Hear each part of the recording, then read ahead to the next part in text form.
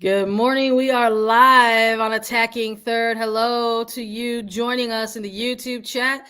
Leave us a comment, subscribe, because we are going to chat all things She Believes Cup. It has arrived. Welcome to Attacking Third, a CBS Sports soccer podcast. I'm Sandra Herrera, lead NWSL writer for CBS Sports. Joined today, as always, by my colleague and co-host Lisa Roman, broadcaster and analyst for CBS Sports.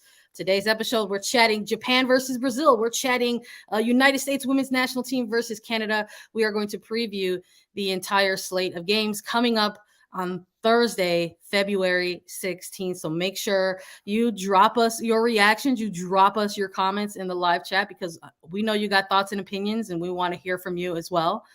And I'm happy to be here this morning, bright and early, chat about all things She Believes Cup. Lisa, how you doing today? You amped?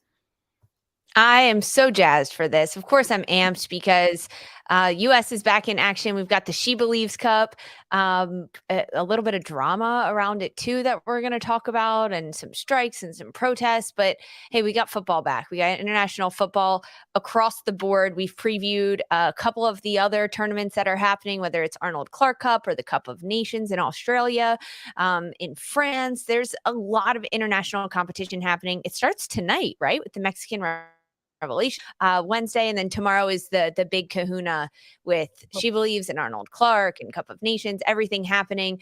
It's a lot to talk about. In the U.S. is in Orlando at this point. I'll be there later today. I'm making my way down there. But yeah, it's a good time to be here and to be chatting about it. It's good to see you, Sandra. I feel like, last week to Wednesday now, as we're recording this preview, it's a chunk of time, good chunk of time between the last time we saw each other. I know, look, we communicate outside of this show, but still, it's like always nice to get back here and see you and check in, and check in with everybody who is joining us, because it's been a long time for them as well. And I'm glad you reminded everybody, because we did do sort of an overall preview of this actual February FIFA window. It's not just She Believes Cup. We've done some chatter about Arnold Clark and everything else that's going to take place in between, including that Interconfederation playoff. We will know who that fourth team is going to be in Group B with the United States women's national team. So yeah, it's an exciting week. So lots of soccer, but make sure you try to tune in when and where you can. But it's here. She Believes Cup, the 8th annual tournament. Is the United States going to win? Are they going to lift this cup one more time? Is someone going to come in here and disrupt the flow that the United States women's national team is trying to establish in the lead up to the World Cup? It's the United States as hosts. It's Canada, their biggest CONCACAF rival. It's Brazil. It's Japan. All of these teams are going to face each other between February 16th through February 21st. You can catch the matches across various streaming services, HBO Max, Peacock. Some of these games are going to air on your cable network, so make sure you check your local providers for, I think it's TNT and everything else. So make sure you pay attention to all that. But we wanted to really start off this first segment with perhaps the news portion surrounding She Believes Cup and involving Canada.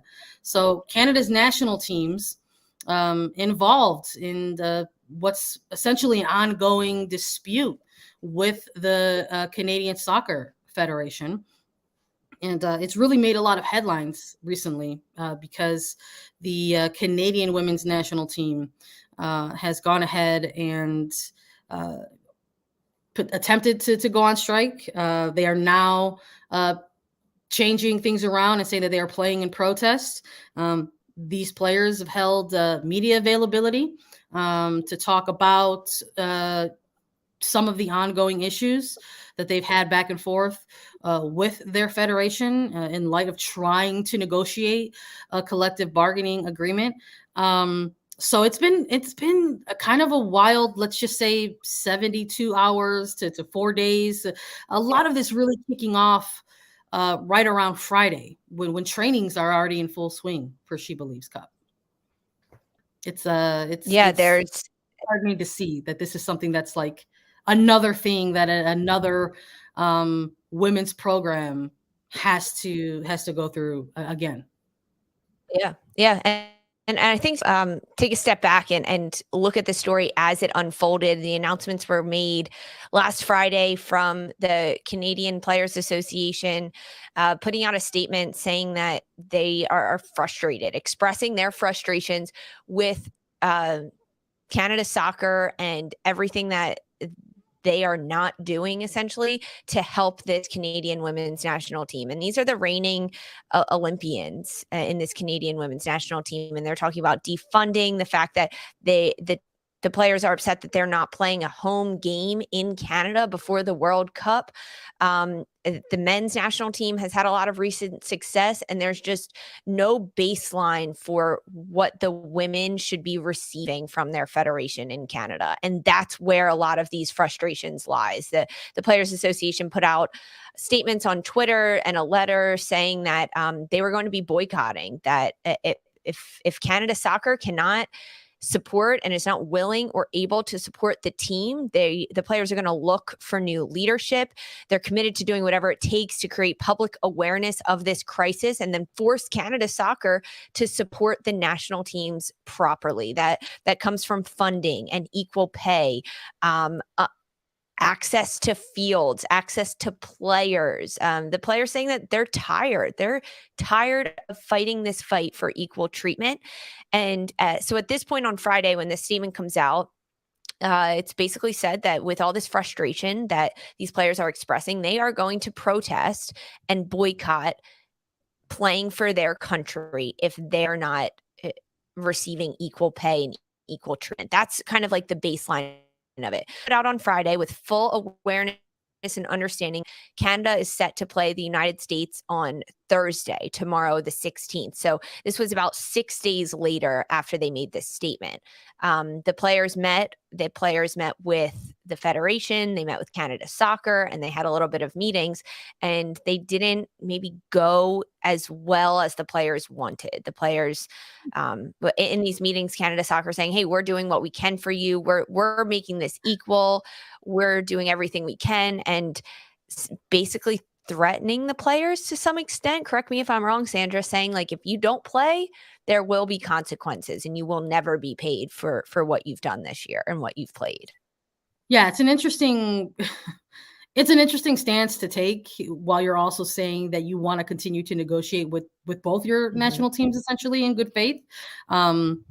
It almost sort of gives, perception is reality for a lot of people, many people out there. So it gives the perception to many out there that there's a little bit of, strong arming, and utilizing resources that some of these players don't have. The federation has those type of resources to say, you know what, if you don't, fulfill the obligation to play these matches coming up, you'll face litigation. And obviously these players are not in a position to withstand something like that. And we talk about things like, the concept of equality or equal pay between these teams. And it's just sort of funny to even chat about that within this, because this federation has talked about cutting budgets for both of these teams. So how was that for equality? It's like, it's a little bit, it's just sort of maddening to go through some of the details of this sort of ongoing dispute between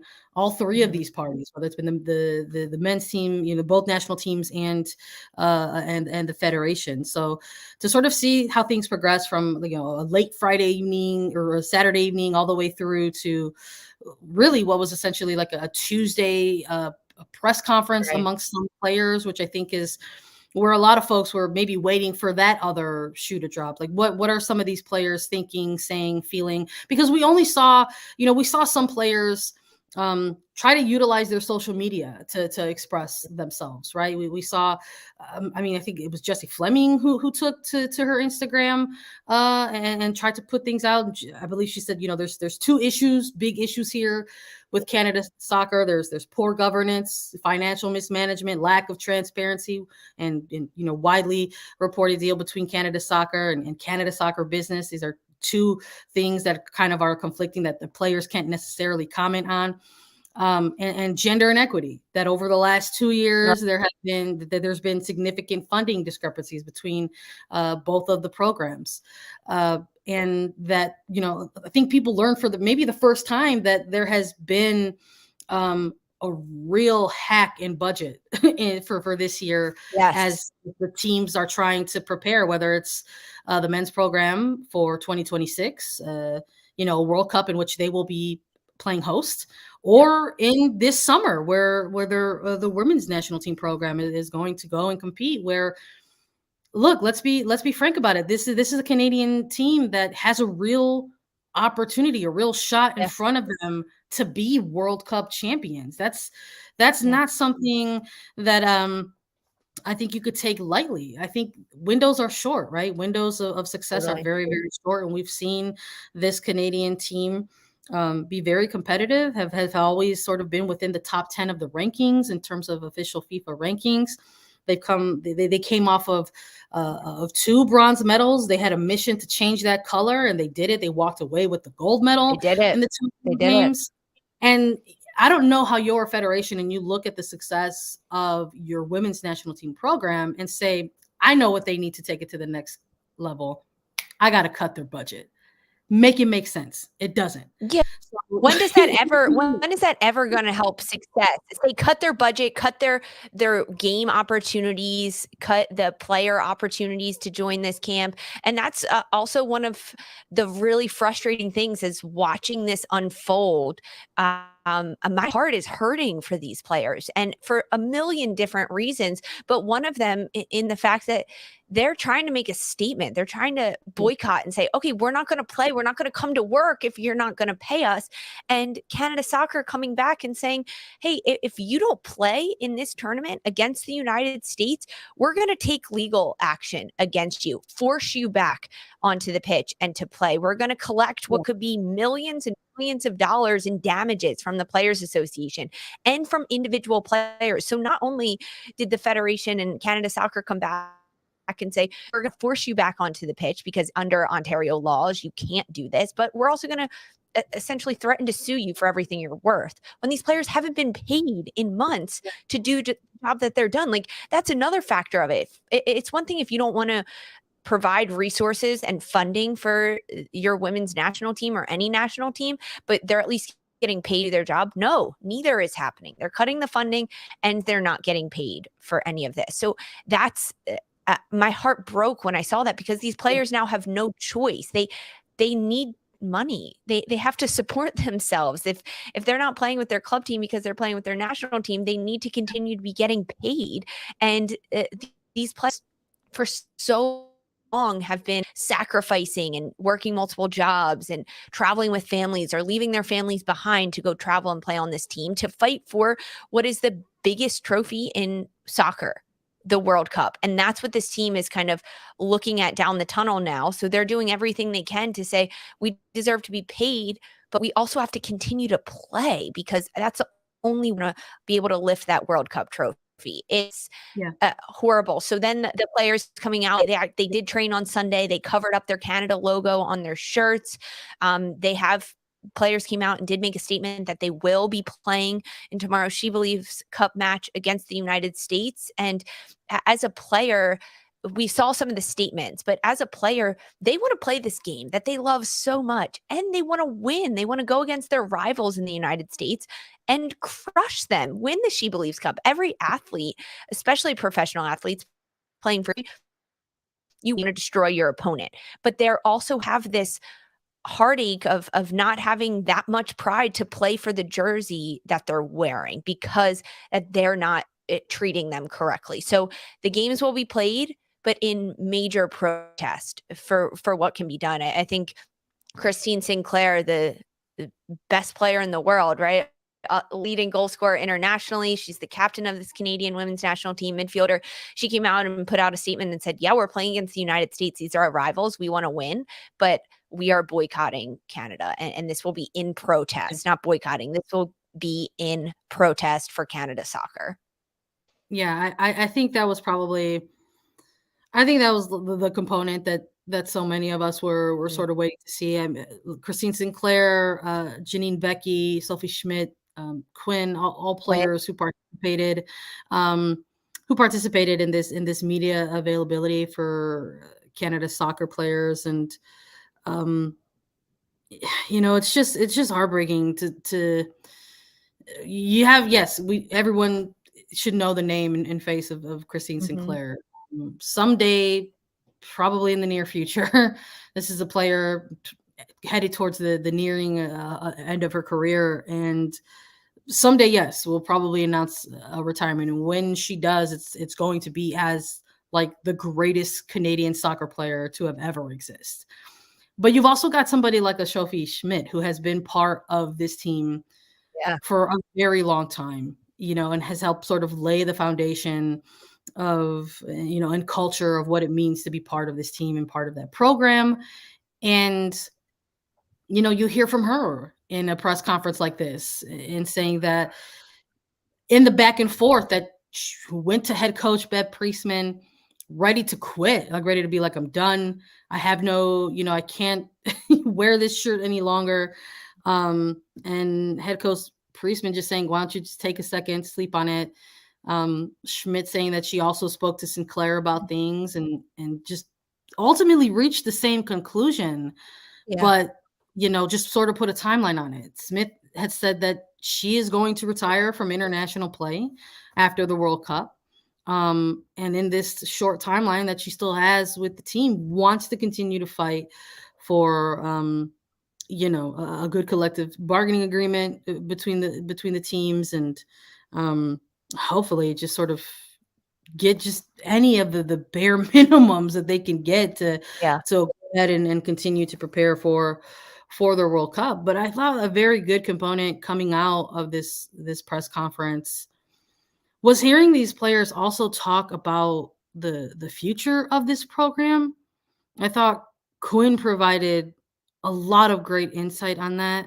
They were very clear about how important it is to retain their diligence in a fight like this, because there are going to be players who do make their way into this team in the program, that they don't have to have these same fights or these same arguments or these same disputes with their federation, that there's a current generation in place on this national team that is trying to fight for all of these standards so that the incoming generation doesn't have to have the same plight, because that is really the common theme, unfortunately, that we see in so many of these disputes with federations all over the world, is that they're generational. We hear these national teams and these programs, and you're talking about generational trauma of like constant fighting with federations. I mean, there's a reason why when we witnessed the historic CBA gets signed for the United States women's national team, there were players of multiple eras around this historic Yeah. signing, because it has been something that has been fought for decades and decades and decades. So the other side of this is She Believes Cup is going to kick off. And I think Yeah. the transition out of this is the motivation. It was, I think, to sort of exit, the press conference. Christine Sinclair said that they are going to compete in She Believes Cup, and they are going to compete and play and protest, and they are going to go out there and they are going to win. And I think Yeah. something like this makes Canada immediately a dangerous factor amongst the four teams competing in this competition coming up. Oh no, Lisa, did I lose you? Did I drop the mic so You hard? got that much more to play for. We lost you for a second, but are you back? I agree. I mean, they have. Am I back? Am I back Yeah, here? You have me? you're back now. You're back.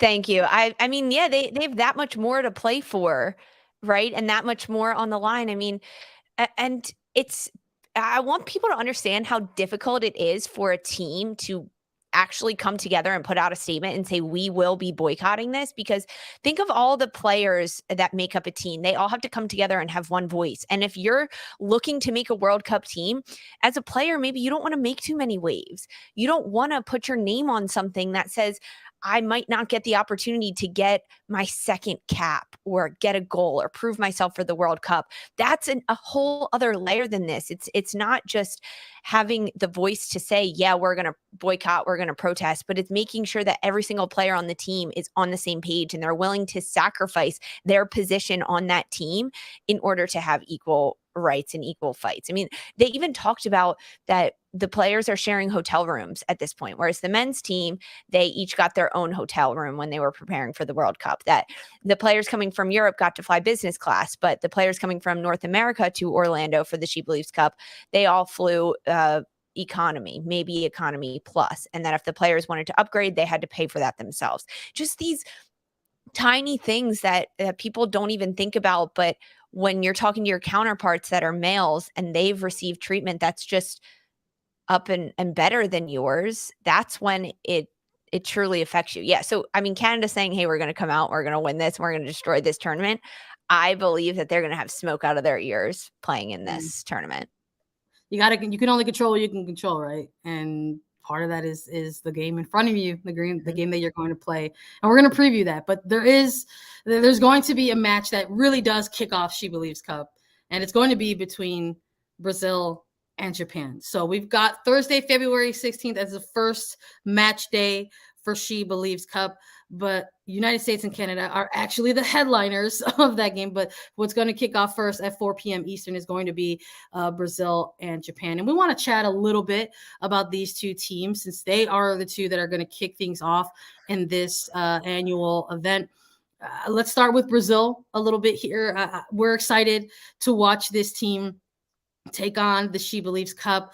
As we started to see the rosters roll in for this tournament, I got so excited, Lisa. You remember I was tweeting, I was texting you, I was slacking, and I was like, oh my God, there's so many Brazilians who are going to be out there, not only representing their country, but there are 7 of them who are going to be representing NWSL clubs as well. So, I mean, and across all different lines, we're talking defenders, midfielders, forwards.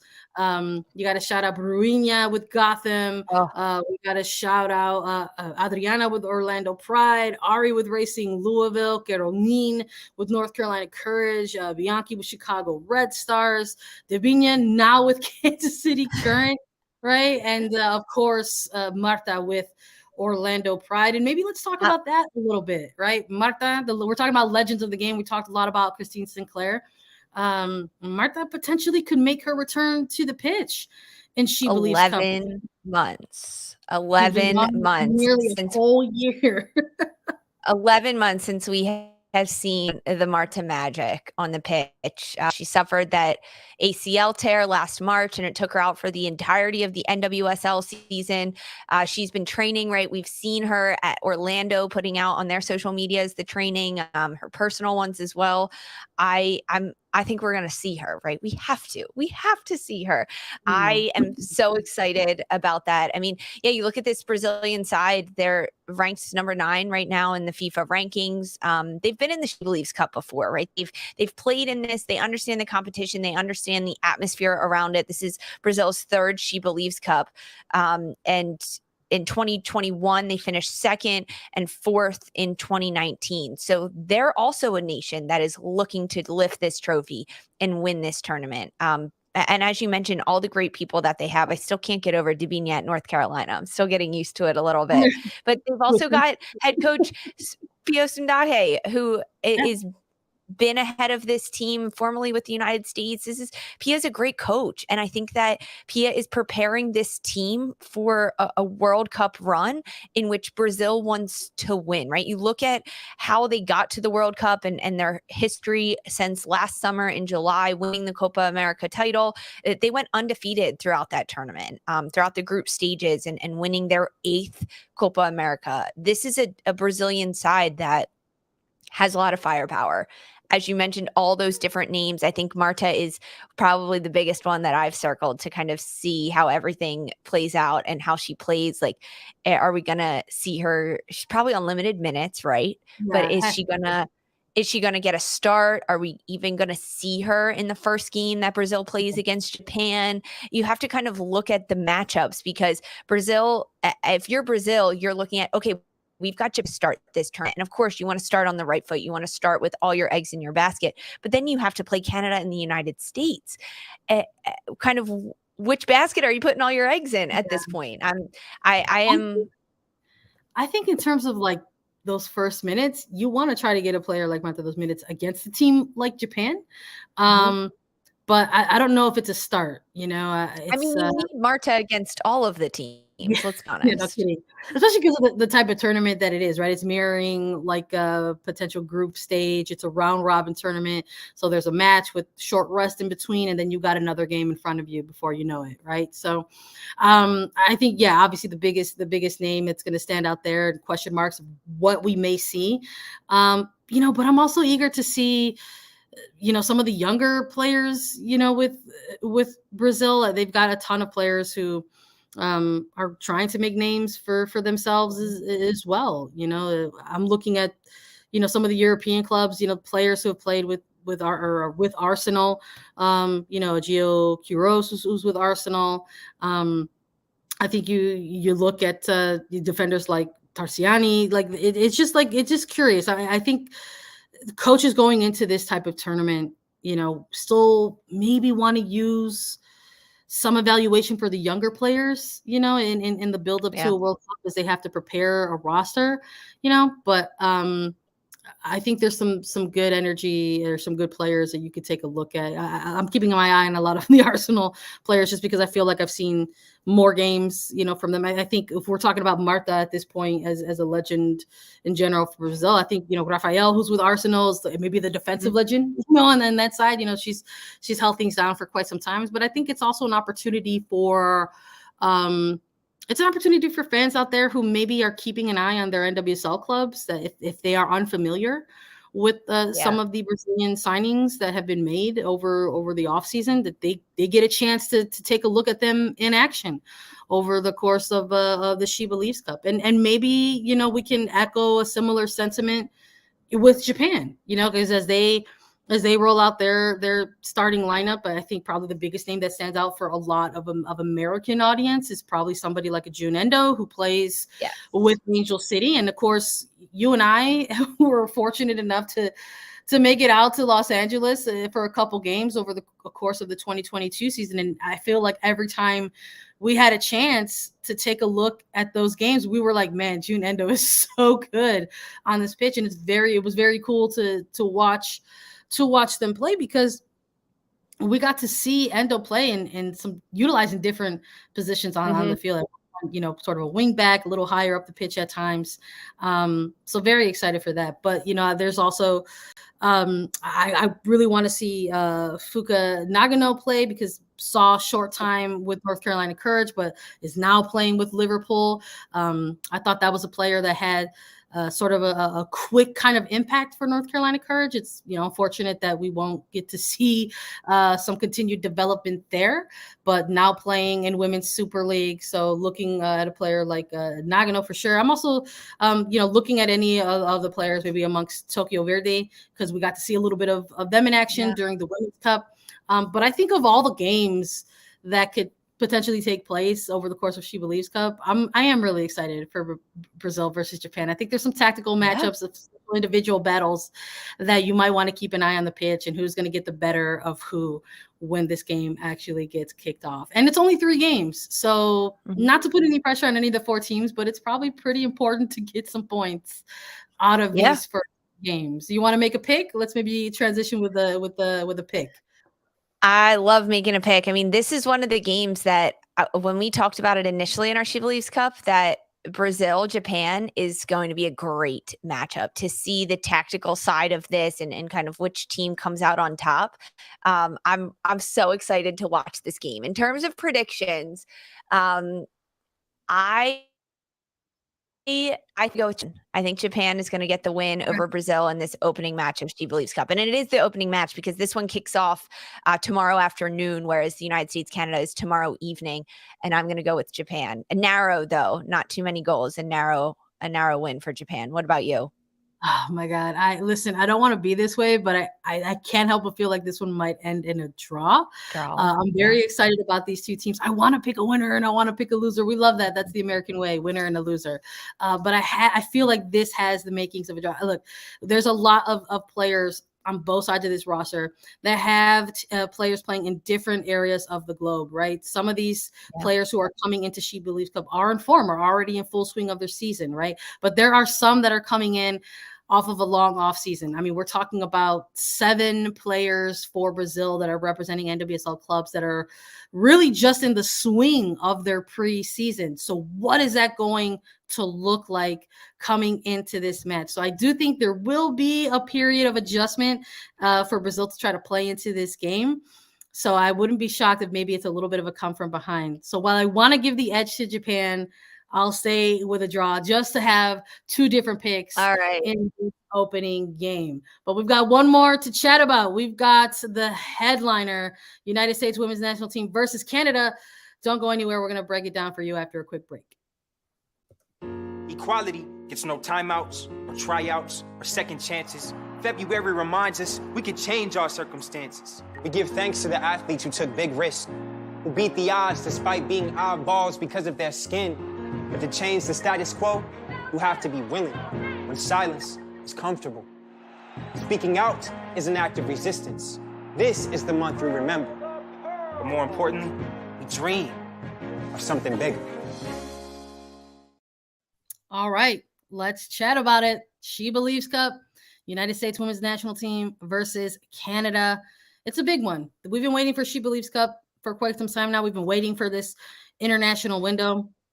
A lot of players, a lot of coaches speaking in media availabilities, talking about how this window of time is such a unique opportunity because it really is going to be the final time for some competition that mirrors tournament style matches. So while there are future international windows in front of all of these national team programs, this is the only format in which it's likely going to be a round robin style tournament. We've got USA versus Canada, lots of history between these two teams. Often the two teams left standing in CONCACAF specific competition. They are familiar with each other. They have faced each other in really, really big moments. I'm a little nervous about the United States going up against Canada, so I'm not even going to act like I'm not. They have some motivation. We talked about that already, but I think the United States are also equally motivated as well to put together a good performance. Who do you maybe want to see get nabbed with the start in a game like this on the U.S. side of things? Yeah, so this game, I'm going to be very honest. It gives me heart palpitations just thinking about it and talking about it because this is a matchup that is so deep rooted in rivalry. You even think about the last time these two teams played just in July at the end of the CONCACAF W Championship, and the United States ends up winning, right? They win CONCACAF W, they get the 1-0 win over Canada, and the lone goal in the game comes on a penalty kick from Alex Morgan, not the run of play, right? There was maybe a little bit of controversy about this as well as to kind of how it happened. There's this sour taste in everyone's mouth, right? The United States are thinking we should have beat them 2-0. We should have gotten a goal in the run of play. This is our rivals. And as you talked about with Canada, they've already got a lot riding on this game and this tournament and their frustrations with Canada soccer. They're also still have that bitter taste in their mouth from the CONCACAF W Championship. And this is a World Cup year, and the competition between these two is insane, right? So United States is number 1 in FIFA. Canada is number 6. You asked me who I want to see get the start. And when I'm looking at the United States roster, this She Believes Cup tournament overall, knowing that Canada is the first matchup for the U.S., we're going to see Alyssa Naeher in goal. I think that hands down, we're going to see Naeher out of Chicago get the start between the sticks. I think my biggest question mark is across the back line because I'm not so sure which way Vlachowanovsky is going to lean. I think we will see Emily Fox get the start over Crystal Dunn in the left back position. at least for this game and kind of how things are going. I want to see Girma and Sauerbrunn in the midfield. I do, with Sophia Huerta on the outside, but I'm not so sure we will. That's one where I'm just like a little bit concerned. What about you across the back line between goalkeepers and back line? What are you thinking there? For people who like to read their content versus listen to their content, I wrote up on .com 3 things that I really want to see from the United States over the course of this She Believes Cup. One of the things I'm really going to keep an eye on are defensive matchups. Yep. We're a few games into 2023 already, and I'm sorry, 2 clean sheets with blowout scorelines against New Zealand did not give us a ton to evaluate on the defensive side of things. So I'm looking for She Believes Cup to be that opportunity. And I'm also looking at She Believes Cup to give some answers a little bit. Mm-hmm. There's some of these question marks that are still floating around positional areas on the pitch, I think, for the United States as they build up to the World Cup steer. But that timeline is just getting shorter and shorter. And while there's a lot of eyes on that middle third and what it's going to look like or what it could like as you continue to see player rotation within it, somebody like a Taylor Cornea getting in the mix as well, I'm still looking at the back line that we're going to see players continue to get rotated in. We've talked about that. And some of these players who have been out due to absence or injury are making their way back in. We got to see the reintroduction of Emily Sonnet during the January camps, and Tierna Davidson is inching her way back into this back line. Not available for selection amongst these games, a similar timeline and injury to Marta for Davidson, but although she's there training, not available for these games. So I'm looking at a Girma, but I'm also looking at Alana Cook. These are 2 players that sort of closed out 2022, maybe not in the best of highlight reels. I think that England game, they were given the opportunity to be the starting duo, and they had a very, very rough start. Now, I do believe that they played themselves into that game, and they got much stronger, and I think they closed it out great. But it was tough to see that as they went up against. You can't play yourself into big games anymore. It's not going to cut it. You have to start. Big crowd, big stadium, big team, right? So that's all you're going to see between July and August. So from here on out, so She Believes Cup, I think it's a real opportunity here. I don't know if Adanovsky is going to say, hey, we're going to have a game where we start Alana Cook and Naomi Girma together. But I'm saying that I want to see it. I want to see it moving forward, because I think these players have very specific skill sets that are, unique to them. But what does that look like when you play them together against opposition like a Brazil, a Canada, or a Japan? Now, Canada, because of the rivalry between this, when I say I'm a little nervous about Canada, it's not because I think that the United States could lose. I mean, that's always a possibility on any given game day. I don't want anybody to get hurt. These games are always physical. That is why I'm always nervous about going up against Canada. As you build up to a World Cup, you just want everybody to get a good game in and exit this match healthy. First one of She Believes Cup. I really want to hold that standard up there. So we'll see, but anything can happen. I know there's some players who are missing. I mean, obviously Desiree Scott, her absence with an injury in this game is gonna impact things a little bit, I think, in that middle third. And I think when it comes to the back line, I really do want to see that duo get a start somewhere over the course of these 2 games. So I don't know if I think at this point, what you're getting out of a Becky Sauerbrunn. I don't know what you're evaluating there much more than who works well with her. But what if you need these 2 players to be your starting duo? What does that look like? And what does it look like against one of your biggest CONCACAF competitions? So I want to see Girma and Cook get the start against Canada. And I want to see Crystal Dunn continue to build those minutes. And I would like to see Sophia Huerta also continue to get those minutes against a team like Canada. So I got Nair and Net as well, too. I think at this point, you got to start giving her these. No, definitely Nair and Net. I also think that we could see Dunn on the left and then Fox on the right over a Huerta. I think that Black-Wendonowski really likes having Fox on the pitch. And I agree. I think you have to get done some more minutes and continue to build her up, especially in high stakes games like this. If you're starting with that center back of Dunn and Girma, you need Dunn back, or excuse me, of Cook and Girma. You need Dunn in that back line to kind of add a little bit of leadership and experience between Fox, Girma, and Cook. Yeah, I mean, I could see a Girma and Cook center back for sure. Okay, let's talk about the midfield because we have to talk about this. Yeah. We have to talk about the six. We have people in our chat saying, when are you going to talk about the midfield? Hello, can you talk about the six? What's going to happen there? I'm predicting that we're going to see Taylor Korniak at the start in the defensive midfield for the United States, 100%. Yeah, I think, look, I'm saying that this is a tournament that maybe you want to get some answers. And I think you're going to find out very quickly what those answers are when you are integrating a player in a sort of a new position a little bit, at least at the national team level, and how that looks. Yeah. That was something new that came out of New Zealand. We saw Taylor Korniak in a first half in that first game against New Zealand. And then we saw Andy Sullivan come in the second half. And when we took a look at their heat maps, when we took a look at their pass maps, they were just two very different types of touch maps, right? So I think there's a little bit of grace, I think, that's given in an opportunity like that. We're talking first time in the role for a big team like the United States. We're talking first game after a long off season in 2023. And maybe you were tasked with some things that you weren't able to fully execute on the pitch just yet. But it sounds like she's going to get another opportunity.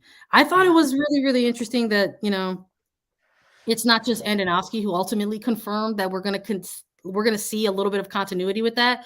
They want to continue to see Korniak in those scenarios. But I thought it was very cool to also see that Casey Stoney had a bit to say about it as well, that to sort of you lose a little bit of something when you maybe put a player like Korniak in a traditional 6 role, that maybe you want to see a player like that work more in a pivot or be given a little bit more freedom. Yeah. Well, I don't know if that's what the coach is going to task her with. I don't think Vlatko Andonovski cares what she's. I mean, what her so let's say Taylor Korniak gets to start against Canada.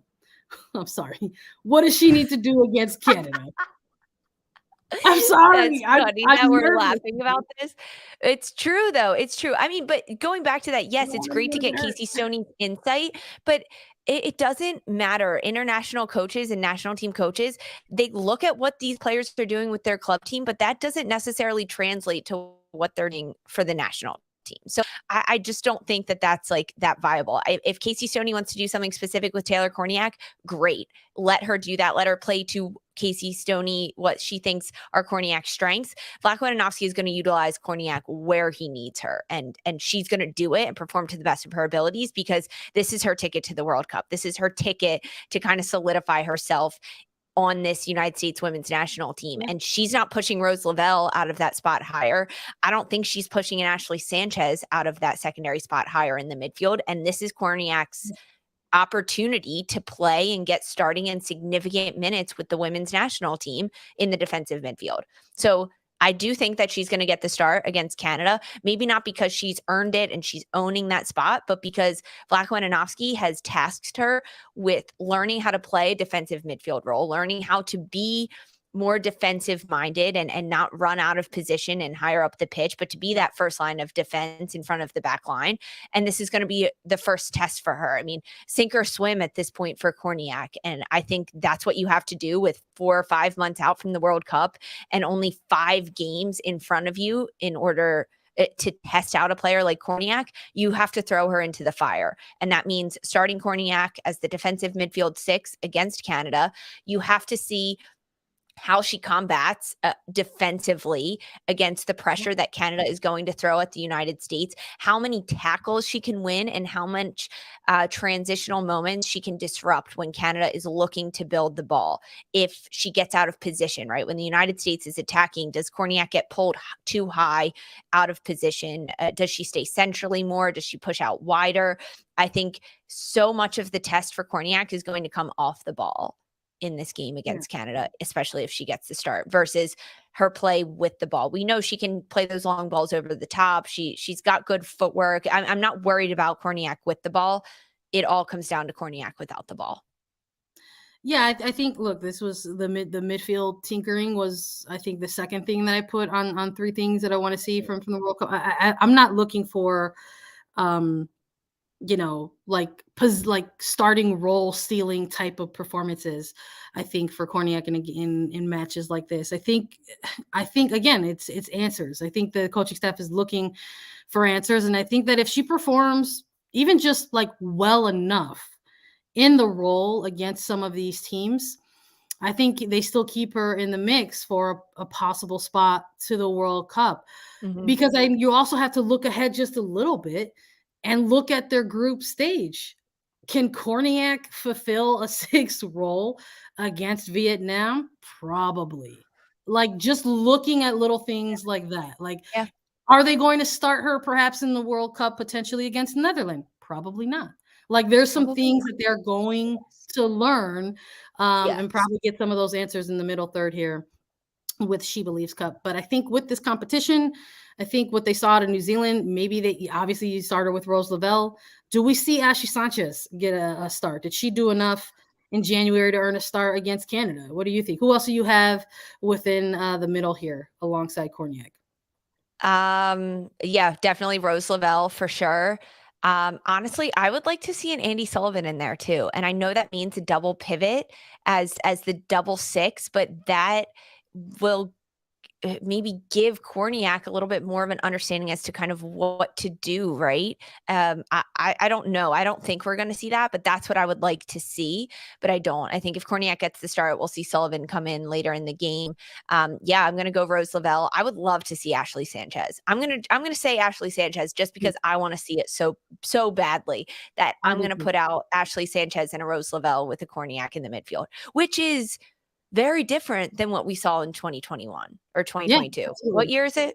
I don't even know. It's 2023. Who knows? We're in a time warp. But I'm with you. I want to see a similar trio in the middle. And I think something else that I wanted to see in SheBelieves Cup from the United States women's national team is just more extended minutes for players who are building on those minutes, right? We already talked about how we want to see Crystal Dunn and that back line. I'm curious as to what Lynn Williams can provide out of those January camps. While I would love to see her get a start, I don't know if that's in the car for her in this very first game. Maybe it'll be in a later game in SheBelieves Cup, but we saw her coming in like 15-minute to 20 to 30-minute window increments of time off of the bench in a second half. She exited those January camps against New Zealand with a goal, with an assist, with a yellow card. So I would like to see that. It also makes me wonder if we're gonna, see someone like Emily Sonnet get some extended time in either of these games. But I think against Canada specifically, I'd really like to see Lynn Williams. If she is good to go for a full 45 minutes, I'd like to see her in a start versus an off the bench role. I would love to see Lynn Williams get the start. And I think that the way I've kind of perceived her in training camp and what she did with Gotham when she kind of preseason first started getting rolled around and she got traded there, I think Lynn Williams realizes that this could be her year for club, for country, for everything. And I hope that she's bringing that energy every day. And I'm sure she is because that's the type of competitor she is. I don't know if she'll get the start, though. I want to see it. I want to see Lynn Williams get the start. I think we'll see Mallory Swanson get the start. I think we'll see Alex Morgan get the start as well. I really do. I'm not sure. I mean, Trinity Rodman, right? She ended up getting her third start of her career against New Zealand in that second match. Like, I don't think we see Rodman there, but hey, maybe it'll be Lynn Williams, Sandra. That would be awesome. Could you imagine Swanson, Morgan, and Lynn Williams? I don't think it's Yes, happening I though. can imagine it, but I don't know if we'll actually see it. I think that's what's going to be the most exciting part about She Believes Yeah. Cup is that you've got all of this talent on this 23 player roster, and how is the coaching No staff going to Sophia utilize Smith. it? Right, Yeah, no Sophia Smith in this camp with injury, so I yeah. think that also I think, when obviously the coaching staff is looking at She Believes Cup, right? They're at this moment in time, they're looking at Canada and the roster they have and everything, but in the back of their minds, there has to be a little asterisk of, "Okay, well, Sophia Smith will be here," right? Like, she's just Mhm. recovering from an injury, and they didn't wanna bring her in too early, and I think that that's in the back of my mind a little bit, like, "Okay, who's gonna start for now?" Because you imagine it'll be Sophia Smith down the line when you're in the World Cup, but hey, anything can happen at this point, and I think it it is Sophia Smith's spot to lose, and I think Lynn Williams is a player that can go in there and compete against Sophia Smith for that starting spot in the front line completely. That's a mic drop, Lisa. I like it. I think it Listen, is. I mean, there's I three do. I games. really do. Yeah. There's 3 games to take a look at these performances from all of the players, all 23 of them, depending on how the coaching staff wants to utilize them. First up is a big challenge against Canada. Of course, when the game kicks off, I'm sure you and I will be texting each other about it. If some of our starting lineup predictions were correct or not. But let's make an actual game prediction now to close out this episode. How do you think this game's going to end, Lisa? Oh gosh, it is really hard to score against Kaylin Sheridan. It is really hard to score against Kaylin Sheridan in goal for Canada. Last time they played, I talked about it at the top of this, 1-0 to US on a penalty kick by Alex Morgan. I think it'll be really narrow. I'm going to go 1-0 US. Yeah, I think it's going to be a really short score line as well. I think it's going to be one of those moments of capitalizing on a quick error, probably. I'm also going to go 1-0, but I'm going to go with the United States in this one. And we'll see. We'll have to come on back and see if we're both correct. And make sure you tune in and watch it because we're going to recap it for you all. So stay Oh tuned yeah. for that as well. Look for us when we go live to recap United States versus Canada. But that's all we've got for today for the preview. So thank you all so much for joining us on Attacking Third. You can download, follow, listen to us anywhere you get your podcast. You can watch us too. So please subscribe to us on YouTube to get alerts for whenever we go live. YouTube.com/Attacking Third. We will be back with the United States Women's National Team recap on Friday morning. So look out for us. For Sandra Herrera and Lisa Roman, this was Attacking Third.